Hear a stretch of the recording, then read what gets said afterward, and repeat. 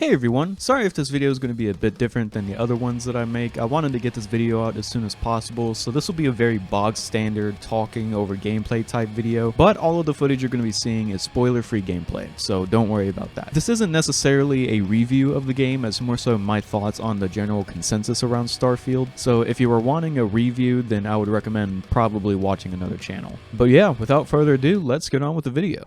I feel like many developers have become weighed down with the IPs that they own. It's been pretty much accepted now that Rockstar has two video game franchises, Grand Theft Auto and Red Dead Redemption. Of course, Rockstar has a ton of franchises that they can build upon, but their open world games require so many resources and manpower that they really can't focus on anything other than the next Grand Theft Auto game. The best example of IP fatigue, in my opinion, was From Software with the Dark Souls series. The Souls-like formula was starting to get stale, so From Software branched out, tried some new things, and then made a new IP, leaving in all of the good things they've done while taking out all of the bad things. That game won Game of the Year last year. Bethesda Games Studios has two massive IPs, but that doesn't mean they have to be limited to those two IPs. I'm glad that Bethesda gave themselves a chance to spread their wings a little bit, and while the quality of Starfield is a point of contention, I honestly believe that this game is fantastic, if you know what to expect from a Bethesda game.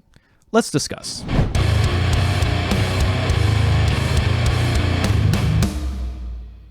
Bethesda's favorite motto to use with their games is be whoever you want, go wherever you want, do whatever you want, which is not only incredibly vague and undescriptive, but it doesn't truly apply to their games. Let's take Oblivion for example. Excluding mods, you can't mount dragons, as there are no dragons in the game, unless you count you can't wield a spear, wear medium armor, or enchant gear in Oblivion, even though you could do all that in the previous entry to the series. Instead of looking at this motto from a literal perspective, let's boil it down to the general concept that they're trying to convey. And that concept is player choice and player freedom. While do whatever you want may not be entirely true, there is an overlying concept in BGS games where you're not weighed down by the mechanics you have access to. There's an entire alchemy system in Oblivion, and you can completely ignore it if you want, and you won't be punished for it. As soon as you exit the sewers, you're free to go wherever you want, and you're not pressured into doing anything regarding the main story. Being the last Dragonborn is a huge part of the main quest for Skyrim, and you don't have to engage with it if you don't want to. At no point does this game force you to use dragon shouts or even fight a dragon, as dragons don't spawn in the game until you finish that early main quest in Whiterun. This concept of be whoever you want, go wherever you want, do whatever you want is a bit of a rarity in not only RPGs but open world games in general. The Witcher 3 is an amazing RPG that lets you go wherever you want and do whatever you want,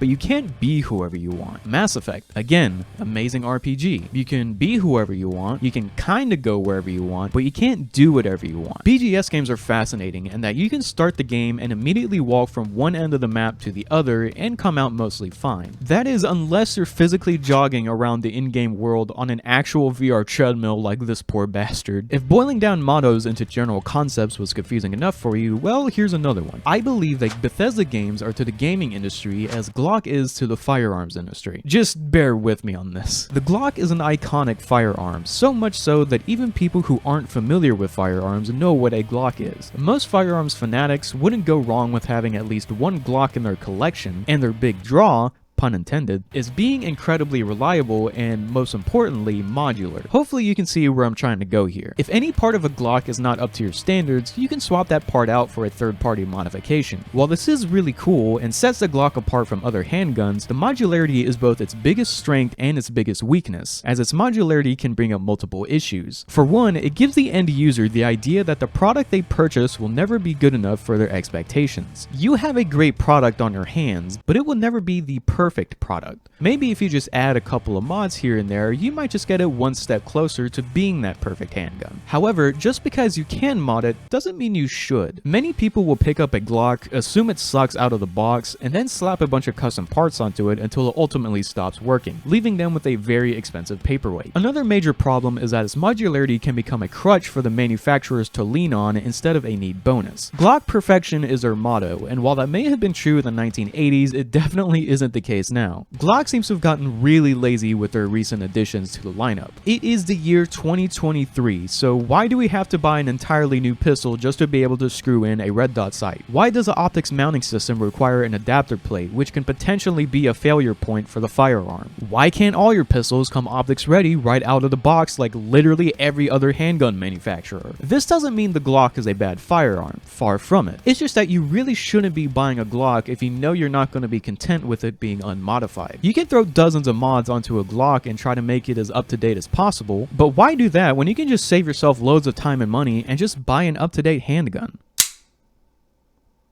What was this video about again?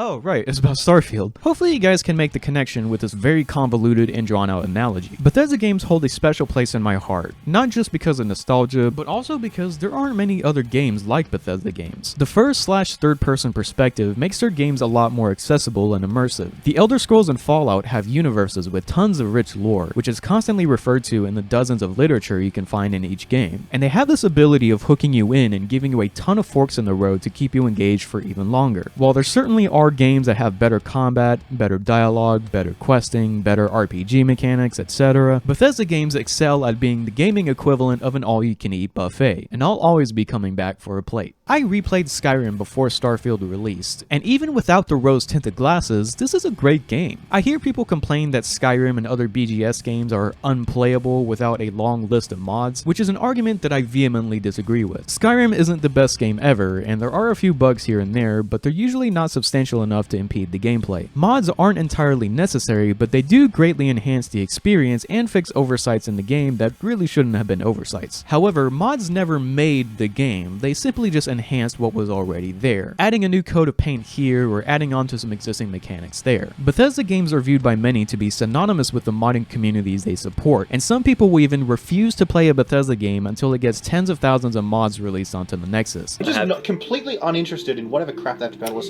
unless modders have their hands on it. Bethesda, if you had any brains at all, you would realize the astronomical success of your most successful games is mostly due to the mods and the modding community. And if you don't allow mods in this, I don't think I'd even buy it.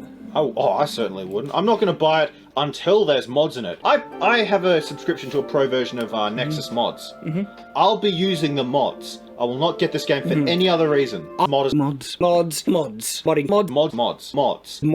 Mod it and get it all the things that I want. They will never be happy with a naked Bethesda game, and when those mods do release, they'll still never be happy because their 200 conflicting mods will constantly crash their game because they have no idea how to mod and they insist on downloading Vortex when Mod Organizer 2 is so much better, and why do you need a mod enhancing your character's feet? I think if we just set aside the mods for now, as good as they are, and look at Starfield as it is, I think there is a ton of video game for you to enjoy, as long as you don't have an allergy to raw Bethesda. The graphics, character animations, dialogue, gunplay, it all looks and feels incredibly smooth. And surprisingly, I haven't encountered many bugs. It's been a long time since I played a game where 4 hours could easily disappear, and those 4 hours could keep me engaged. The shipbuilding is spectacular and could easily be its own game if you choose to play it as such. There's so much to see and explore, and if you ever get burnt out doing one thing, you could just drop it and go do something else. I hopped on one day to grind out a quest line, but halfway through I got bored and went out to go mine some aluminum on a moon somewhere. I then got bored of that and started building my own outpost. I then got bored of that and left the planet to go blast some spacers roaming around the star system. After playing for a while, I believe that Starfield will strike gamers the same way that Fallout 4 did. Fallout 4 implemented a bunch of new mechanics that deviated from the rest of the series, leading to many fans collectively complaining about it. Wide as an ocean, deep as a puddle was regurgitated on every gaming subreddit after Fallout 4's release. And honestly, after playing Fallout 4 again, it's not bad. It's not a bad game, nor is it a bad Fallout game like many claim it is. It just wasn't Fallout New Vegas 2, which a lot of gamers were expecting from BGS. However, just because it wasn't the same as New Vegas doesn't mean it's bad. Fallout 4 introduced a handful of new mechanics that I absolutely fell in love with. The settlement system was pretty middling amongst fans, but I thought it was a nice little distraction from everything else you could do. I liked how the power armor was more fleshed out and it was treated more like a mech than just a suit of armor. While having a voice protagonist isn't my preferred style of RPG, I thought the dialogue and companions were great. Skyrim had a completely binary romance system, but companions felt much more dynamic with Fallout 4. They would provide commentary based on your dialogue choices, and they would remember things you have said in the past. They felt much more human, and that's incredibly refreshing for a BGS game. You had quick looting and the scrap system, which completely changed how you played Fallout 4 as opposed to Fallout 3 in New Vegas. It can stand on its legs as a Fallout game just fine, but other players didn't really want to see it like that. And while we're at it, can we just address that the wide as an ocean argument can be applied to literally any Bethesda game due to their accessible nature? Bethesda has never been known for deep combat mechanics, or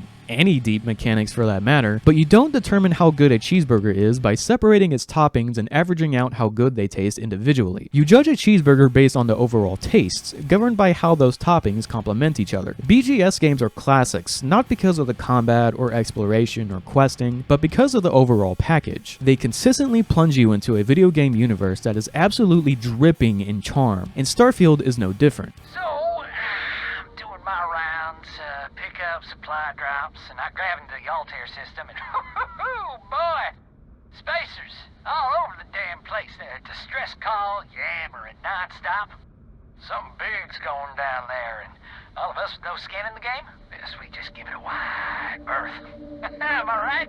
However, I think many people have judged this game too early based on very small nitpicks. Even Pete Hines himself from the Bethesda staff had to publicly blast another developer on Twitter because he said Starfield was going to suck because it has a minimalist start screen. You know, like every single Bethesda game ever made. Hype was built up tremendously for Starfield, and with it an equal amount of skepticism. Similarly to Fallout 4 or even Cyberpunk, it was never going to live up to the insane expectations gamers were having for it. As the excitement for an upcoming game increases, so does the complaining whenever that game inevitably shows its flaws, whether or not that complaining is justified. Speaking of flaws, let's talk about Starfield again. I am about 60 hours into Starfield, and I am both enamored with it and enraged with it at the same time. Starfield provides players with an entire galaxy full of 1,000 planets, giving them more than enough content to sink their teeth into. However, that content had to come at a price, and that price is your frame rate. This game is astonishingly unoptimized for PC. I've never seen a game that doesn't let you force full screen, especially for a AAA game in 2023. I shouldn't have to dig through INI files just to enable options that were available with the click of a button in other BGS games. I've grown to expect no FOV sliders because Bethesda has some weird fascination with making games where you're constantly looking through a sniper scope for some reason. But after Starfield supposedly got a shiny new engine, I was expecting some more graphical options to boost my FPS.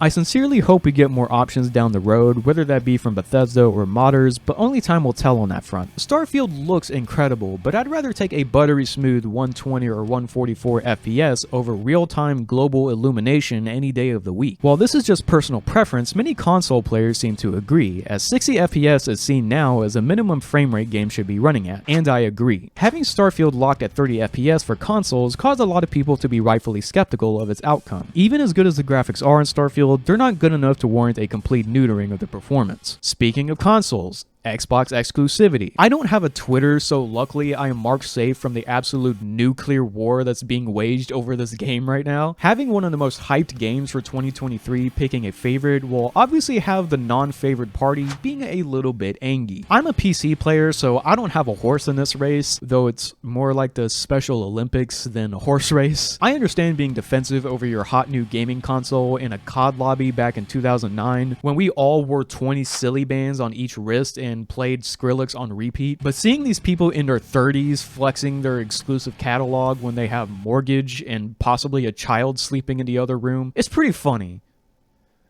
and sad. Nah, that shit's funny. You also have the main gameplay loop of Starfield, which likely won't jive with many people. Yes, there really are 1,000 planets you can visit, and there's not a lot of stuff on these planets. Now, I personally really like this. You can't have constant action as that will drain the excitement from it, so I like the quiet parts in between all of the chaos. It lets you sit and breathe and plan out your next course of action, but I can also understand why many people don't love that idea. Some people want constant action and stimulation, and you really don't get that with Bethesda games. It's neither a good nor bad thing, it's just what you you personally like to experience. I think the general consensus around Starfield is that it's either bottom of the barrel, unplayable trash, or it's the second coming of Christ. There's no in between, and players are expecting either one or the other. There genuinely exist people who can't understand that you can love a game while also being mindful of its faults. I love Starfield despite its shortcomings, as I do with most other BGS games, but you might not. Like Fallout 4, Starfield built up an insane amount of hype before launch, so I reckon that it will similarly attract old BGS fans who may or may not hate some, if not all, of the new mechanics, and new players may be intimidated by the massive world and huge number of choices they can make. I mean, we're already seeing articles of players complaining about how the merchants don't have map markers, and they have to find shops based on verbal direction, which is absolutely hilarious to me after playing Morrowind for so long. Chances are, if you're new to this game and you don't like it, that's fine. Same if you're a returning fan. BGS experiments a lot with each game that they make, so if you don't vibe with the usual Bethesda shtick, then it's okay if Starfield isn't the game for you. It likely won't completely blow your socks off, but it is more Bethesda, so make your purchasing decision based on how that affects you. If you enjoy every other Bethesda game, you will enjoy this one, and if you don't, then your space mileage may vary.